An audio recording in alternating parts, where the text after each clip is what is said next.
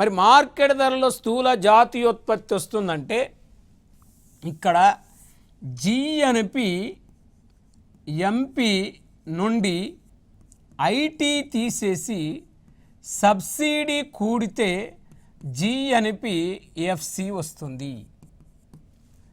GNP ఎఫ్సికి IT కూడి subsidy తీసేస్తే GNP MP వస్తుంది. ఇది డిఫరెన్స్ ఈ రెండిటికి మధ్య వ్యత్యాసం. ఇది అంటే జిఎన్పి ఎంపీకి జిఎన్పి ఎఫ్సికి మధ్య వ్యత్యాసం ఏందంటాడు.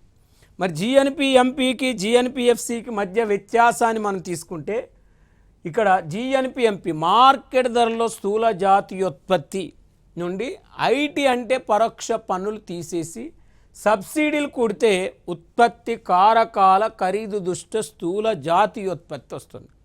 ఉత్పత్తి కారకాల ఖరీదు దృష్ట్యా స్థూల జాతీయోత్పత్తి వస్తుంది. ఇక్కడ అదే ఉత్పత్తి కారకాల ఖరీదు దృష్ట్యా స్థూల జాతీయోత్పత్తికి పరోక్ష పన్నులు కూడి సబ్సిడీలు తీసేస్తే మార్కెట్ ధరలో స్థూల జాతీయోత్పత్తి వస్తుంది. అంటే ఇప్పుడు మనం జిఎన్పి ఎంపీకి జిఎన్పి ఎఫ్సికి మధ్య గల వ్యత్యాసం ఏందని అడిగినప్పుడు అక్కడ మనం ఏం గుర్తుపెట్టుకోవాలంటే జిఎన్పి ఎఫ్సి జిఎన్పి ఎంపీకి మధ్య గల వ్యత్యాసం ఐటీ సబ్సిడీలు, పరోక్ష పన్నులు మైనస్ సబ్సిడీలు. ఇక్కడ చూడండి, minus into plus minus, plus into minus minus.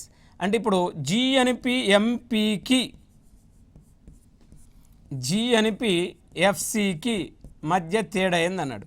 అక్కడ ఆప్షనల్ ఐటీ ఒకటి ఇచ్చాడు, రెండోది సబ్సిడీ ఇచ్చాడు, మూడోది ఐటీ ప్లస్ సబ్సిడీ ఇచ్చాడు, నాలుగోది ఐటీ మైనస్ సబ్సిడీ ఇచ్చాడు. అప్పుడు ఆన్సర్ ఐటీ మైనస్ సబ్సిడీ చేయాలి. పరోక్ష పన్నులు మైనస్ సబ్సిడీ చేయాలి.